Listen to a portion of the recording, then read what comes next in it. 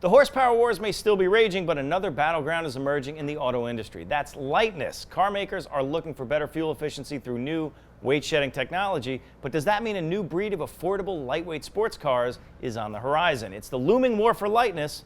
That's today on After Drive.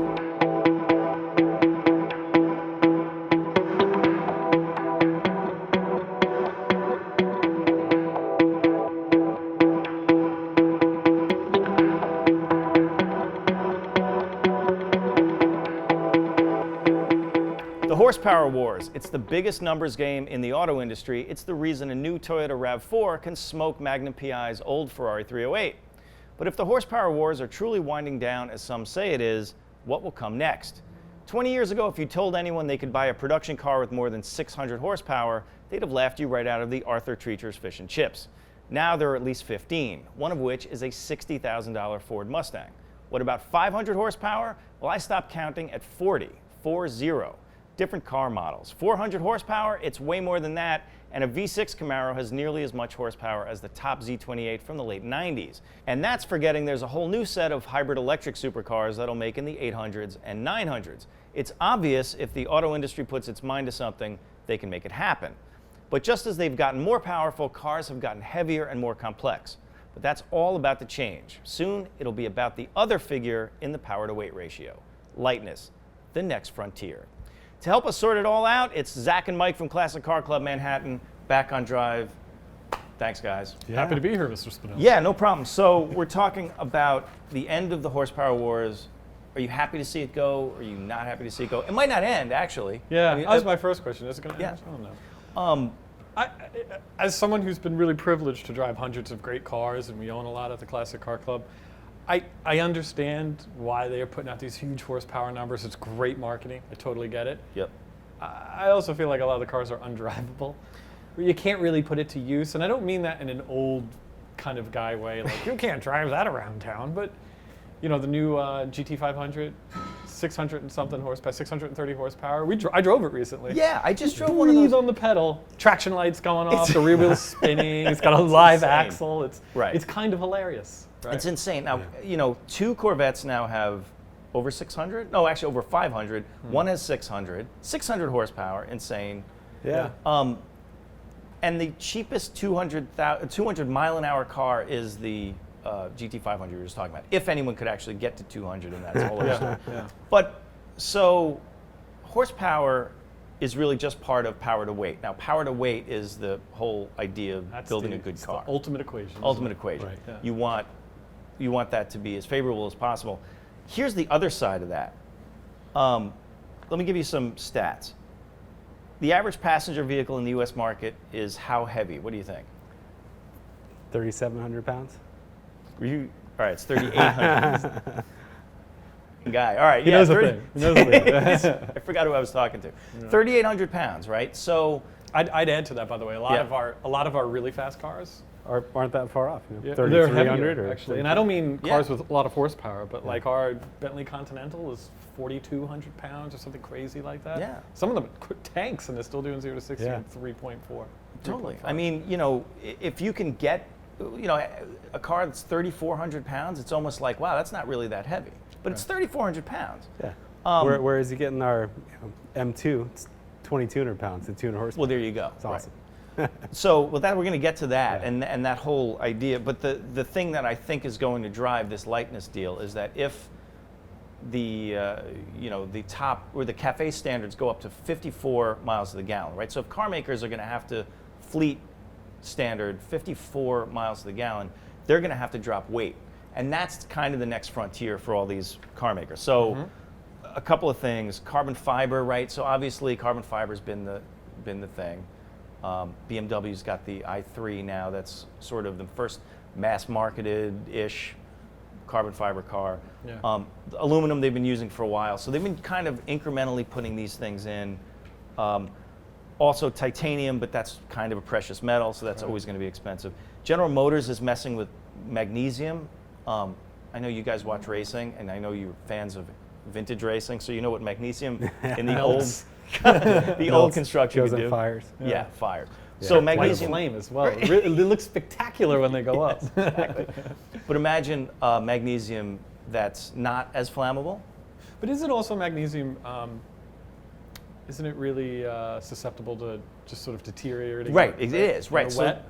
Exactly, corrosion is a big deal. But GM thinks that it has a kind of a line on the next generation of magnesium that could be lightweight, cheaper, and also non-corroding. Right. But that's So just don't buy the first one. right. Exactly. Don't buy the first generation. Right. Exactly. Have a Lancia Beta. And also adhesives, because you know, I mean, this is all nerdy crap, Right. but like you're going to build cars out of these kinds of precious metals, or using composites, precious metals. I mean, like aluminum or titanium. Mm-hmm. And you're going to use composites. You need adhesives to put them together, because you know, obviously you can't weld Aluminum to titanium or whatever it is. Sure. exactly Stuff right. So beyond me. adhesives are important for that. Right. They're probably lighter too, aren't they? Yeah, Right? absolutely. So the whole point is that, oh, wait a minute, one more thing, there's steel. So the steel industry is looking at higher strength lightweight steel. Yeah. So that so everybody is, all of the energy of the industry is going toward making cars lighter. Right. Is that a good thing? Yeah, absolutely. So All right, leading question. driving opinions are everybody's opinions. Yeah. Zach and I have the same opinion that I think we prefer a car as light as it can possibly be, and horsepower is quite secondary to that. For instance, I drive a 1974 911. It's like my current daily driver, and it started its life off as a Brumos race car. It only has about 228 horsepower on the dyno read, but it only weighs 2,200 pounds. That's a fantastic driving experience for me, anyway. That's what I like. I find with all the high horsepower cars, I get it. Like I said, I get it. I get the marketing. It's really cool to show up. I got 600 and whatever horsepower under the hood and stuff. But I don't think most people are capable of driving that properly. I get to drive a lot of stuff. I'm a relatively good driver. I'm not great, and I know. I drove here in a McLaren. We decided I know, I used parked 240 horsepower of it the whole way here, and you know what? It was still really fast and fun. Yeah. And so for me, I'm kind of interested to see all the cars come out a lot lighter. I think that they are great. I think, unfortunately, consumers are probably going to pay the experimental cost of all of that again. Right. So- So before we get, I mean, basically the next frontier we're talking about is performance cars or sports cars. Yeah. But this is actually, we're testing out Zach's theory today. So this show is inspired by Zach. I just want to mention that. That's why I've been so chatty. That's right. So what you said to me was, with nowhere else to go on horsepower, manufacturers are going to have to pour their resources into the driving experience. So. Right. So then I started thinking about the whole push toward lightness. Now, Yeah. this Well, is and I have a point on that too. You know that, like, you get in a Bentley with carbon ceramic brakes, and you're like, holy shit, this thing can stop. Yeah. Because it feels like you're on a conveyor belt. You feel that you have 2 tons getting dragged down by these big brakes. You get in a Lotus Elise, and you touch the brake, and it stops, and you know it's uneventful, but that's the point. You know, it's so Right. good at it, you don't even recognize it as an event. We've made these cars so heavy that to get them through a corner, to get them to accelerate, get them to brake is a big impressive feat. But like, if you weren't impressed with that feat, you'd actually be focused on the driving experience and having fun. But that's a really good point, because when you think about when weight is added for some reason, right? There's a like a curve of, you know, the amount of extra Diminishing stuff you return. have to do to manage the weight, right? So I was Right. talking to an engineer from Bentley. It was about the Super Sports, right? So the Super Sports, it's really a good handling car, right? So they've been able to manage, well, Sorry. for its size, Well, okay. but the that way very heavy girl is good looking for you know. It's the same thing for me. Yeah, well, but the amount of extra crap they had to put in order to manage the weight Yeah. sort of makes this kind of a diminishing returns, right? I mean, Right. so the less stuff you can add. There's another equation I like to power to rate, which is weight to feel, right? So Right. in those really heavy cars, like Zach's talking about, or in the Bentley's, just like my feeling is that the heavier they get, you say the more they have to add to make the experience something, and the further disconnected you are from the actual experience. You don't feel the road anymore. I personally think that in Bentleys, I feel like the steering is completely vague for me. I don't know, and I think that the weight is a lot of that, because such heavy power steering on it and everything else that goes into it, I'm really disconnected from the road. Yeah, I don't yeah. know what's going on in the car. And I'll also say, you know, even in addition to this argument that they'll, you know, focus back on the driving experience, when you take power to a certain level, you have limits on grip, and tires are practical for normal use. You know, what are we going to see? 0 to 60 at 3 seconds flat in your standard sports sedan in a few years? What else do you need to do for the on-paper wars? Right. Then, you know, the press hopefully will be focused on how does this car feel and how does it drive and the driving dynamics. And if we can start to pump all those engineering resources that are cranking horsepower per liter out at the moment into that, we'll have some awesome cars in the future. Well, that's a really good point, and I just want to add to that by saying that by 2025, car makers are going to have to, you know, get to 54.5 miles to the gallon for their fleets. Now That means over the average of the whole. That means over the average of the whole fleet. But the whole point is, car makers' engineering decision making is based on, a lot of it is based on regulations, right? So the energy of the industry goes toward whichever way the regulations are going. So if the regulations are putting this kind of demand on them, there are only two things you can do. Can you make internal combustion engines more efficient? Maybe a little bit, but they've done really good with that. Yeah. You can add stuff like hybrids. You could go to all electric. But really, if you can cut weight, you're going to get to that efficiency number. But the byproduct of that is that, you know, if all that energy is going toward that, it's also going to go toward making lighter cars that can be better drivers' cars. So we're going to benefit from that just because that's where the energy of the industry is going. What do you think of that? It kind of goes back. There's an economic saying that if you save $1, that's $1 in your pocket. But if you earn $1, you don't have $1 left. you still have to spend whatever you had to do to earn that $1. Well, that's true. So you save £1, you get your pound. But if you add a horsepower and it costs you half a pound, you know. Well, yeah, You I have mean, the same net effect.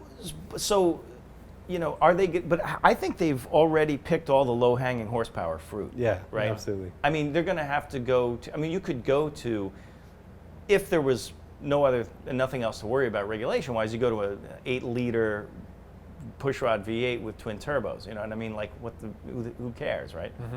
No. But now they've gotten so much efficiency out of all these engines that, you know, if they go to lightness, then they don't even have to use what they've already done. They can actually build cars that are more efficient. Breathe a little bit of new life into the engineering that they've already created. Right. And even if they have lower volume cars that are built for enthusiasts, because don't forget, enthusiasts don't buy a lot of cars overall, right? Usually it's minivans, it's family stuff, so we're only a small part of the market, but if they're already making the strides elsewhere, they're going to just be able to use it for us, and we're going to get the benefit of it. Right? I feel like a lot of I agree, but I feel like a lot of the weight that's been added is not only huge engines and the byproduct of horsepower, but it's also the byproduct of legislation.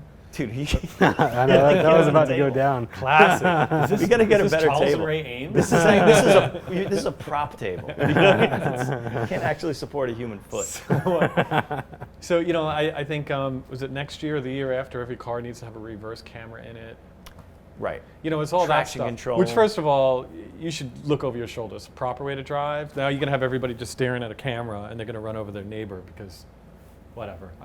Don't get me started. No, but it's true. But that you know, everything is based on whatever the regulations are, and then they go from what they can't do, and then they go down to what they can do. Right? And as an engineer, that's kind of the thing that they. I also feel like there's a couple of cars out right now that have already sort of consigned to the fact that horsepower is an old argument. So last time we were here, we talked about the BRZ, FRS, whatever you want to call it. Yeah. Super fun, and again, this is what Zach was saying, driving a car to its limit. That's when things become fun. On a car, on a motorcycle, it's not jumping on a 1,000cc bike or a 700 horsepower car, to me, and just putting your foot down and going straight and leaving some 11s. That's cool, you know, whatever.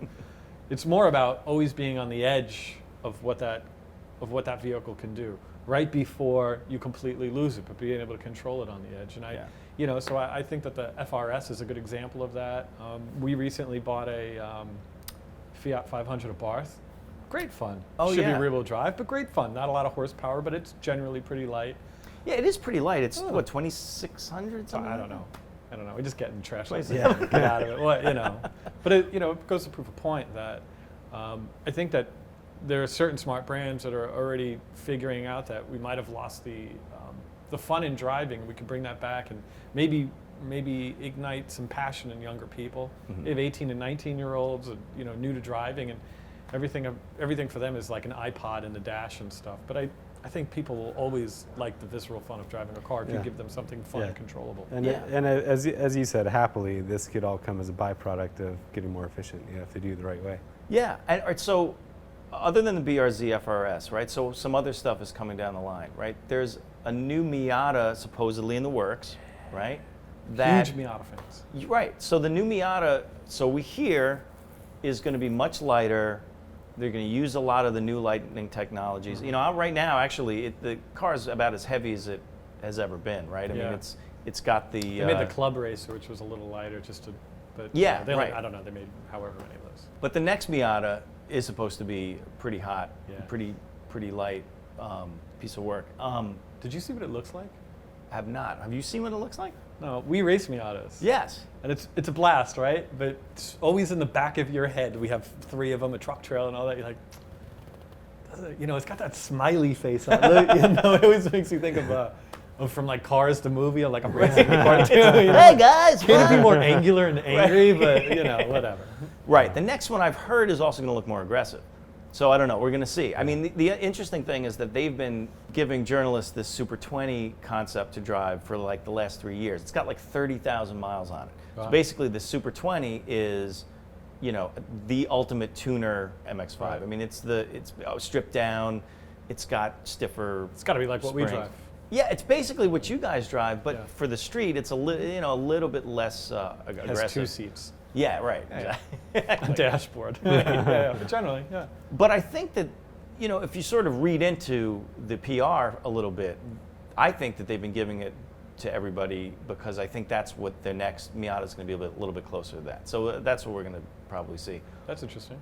We'll see if that actually comes true. But the other thing is, Nissan is supposed to be doing a smaller version of the Z, right? So I don't know what that's going to be like, but that's supposed to. I mean, because right now, the 370, the top one is like 50 grand. Yeah. Like, it's insane. It's a great driver car. Yeah, it's okay. I mean, it's not my favorite, but feel a little funny driving it, like you're from the valley. But otherwise, valley guy. If you're inside of it, right? You don't look like you're like a C-rate actor. But there are these drivers' cars coming out. So, I mean, do you think it's something that we're going to see? I mean, do you think people care about? So this is the thing, is like we live in this car enthusiast bubble. Yeah. And we're really interested in cars that come out that are obviously lightweight rear drive, tight steering, decent damping. Mm-hmm. So do you think that this is something that, are there signs that this is something that's going to be a mass? Yeah, I mean, we've already hit this BRZ, but that has kicked it off everywhere. That every top journalist has flagged that as one of their top 5 cars they've ever driven, and then they're going to get to a point where they're just going to run out of other things to brag about on paper. You can't like literally. Where is it now? We have how many cars? We should figure out how many cars can do 0 to 60 in under 4 seconds. Like, when it gets to everything's doing 3 seconds, there's nowhere else to go. So they're going to have to find some new criteria to talk about, and it's going to be all back on driver feel, I think. Well, I think that we've seen that in our own business. So we launched the Classic Car Club. We introduced it to America 9 years ago almost. Yeah. And when we first opened it, I would say the general automotive acumen of your everyday person was much lower than it is now. And people were turned on by very obvious things. So new Ferrari, vintage Ferrari, Lamborghini, sort of Italian makes, that sort of a thing. If they made an FRS 8 years ago and we put it in the fleet, in fact, I will tell you, one of the first cars we had in the fleet was a Subaru WRX STI. Mm-hmm. I know it's not a Ferrari, it's not a Lamborghini, but great power to weight ratio, awesome fun. We all know about that. And a lot of people are like, why is there a Subaru in here? And sort of had to explain to them or decide not to explain to them. Just drive it or don't, but it's awesome. Right. And now we have, when people are interested, want to come to the club, check it out and everything, they're really excited to see things like the Abarth and, maybe 911s from 2 or 3 generation, 964s and things like that aren't all about the horsepower, but people seem to be looking for a more in-tune driving experience. That's sort of the subtle street level nonsense that I get from being No, at the club all the time. I think that's right, and I think that everybody's sort of caught up in the demographic argument a lot. I mean, everybody's talking about whether millennials are into cars or not, or whether baby boomers are into cars more than millennials, or like who's buying more cars, baby boomers or millennials. You know what? We're sort of operating in a cross-demographic enthusiast group. I mean, who cares what the demos are, really? I mean, ultimately, like, unless you're a marketer, who cares? I mean, if the cars are good and you can sort of get people excited about them in some way, we'll have to talk about that, because the way they've gotten them excited about it in the past is by saying 0 to 60 or horsepower. So how do you do that with a car whose main selling point is driving experience? Well, I think you have to come up with some kind of way. Yeah, but I think they're doing it because everything's content now, right? Like everything's online. You could watch a video anywhere. You're watching us. And I think really smart brands that, again, like, you know, the FRS, when they launched that, they came out with that really cool commercial. I think it was just a web video. It wasn't even on TV, right? Yeah. Of the car sort of like on a mountain pass, drifting through the whole thing. And in that 10 seconds, you got everything that was about. You didn't have to sort of read this litany of specs. It didn't matter. It's just about the experience that you could have driving that car. That's interesting. I think people like Ken Block help a lot, right? So he's like ignited a whole another culture of people who want to have fun driving a car, drive only to have fun, and that is awesome. That's what it should be about. And I just think that last couple of years, a decade or so, maybe engineers, everybody was like sort of chasing that new money, and then that new money disappeared. But you know what? 20-year-olds didn't matter back then, and so they didn't make cars for them, and they're starting to do it again. Well, you know, I'm a little biased because of we're on YouTube, Yeah. but in the YouTube world, in the YouTube heavy world where kids kind of search YouTube before they search Google now in some ways. Yeah.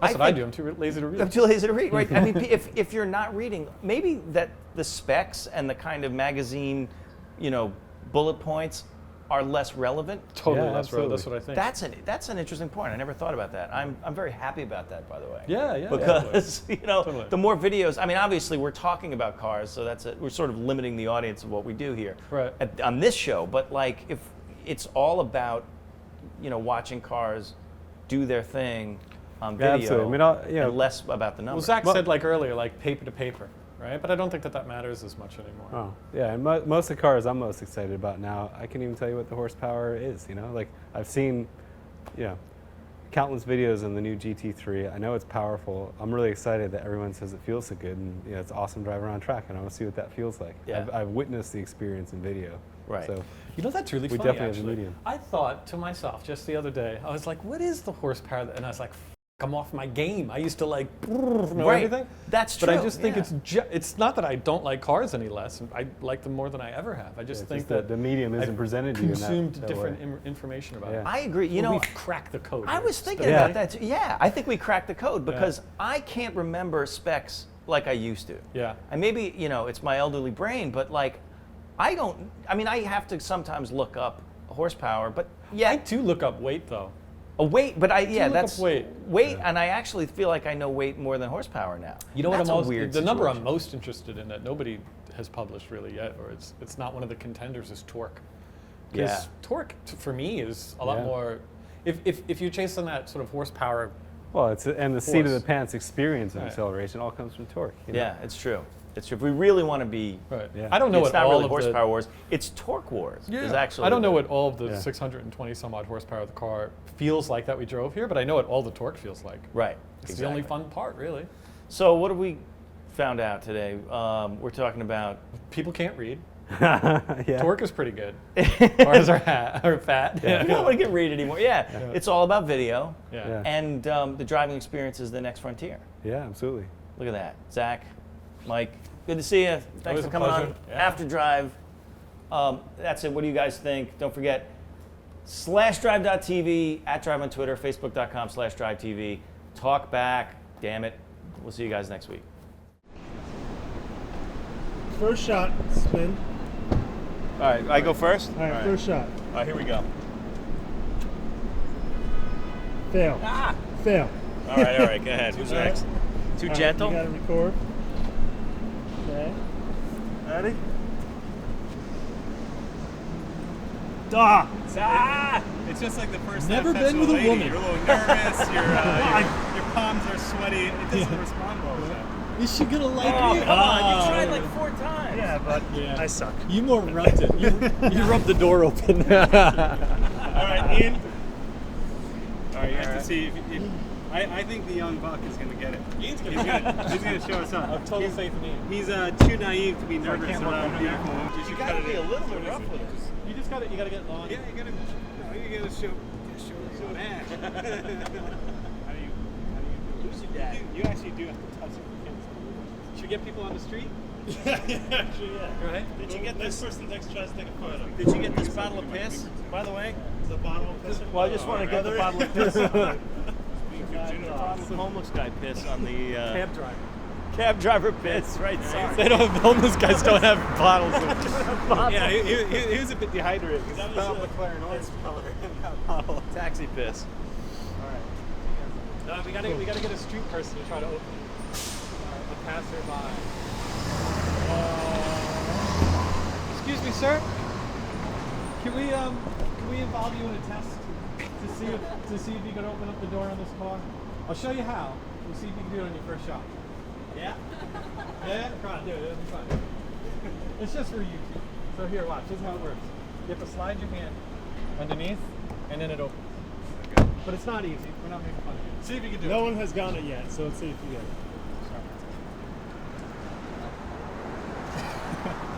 Keep on going. Oh, second try!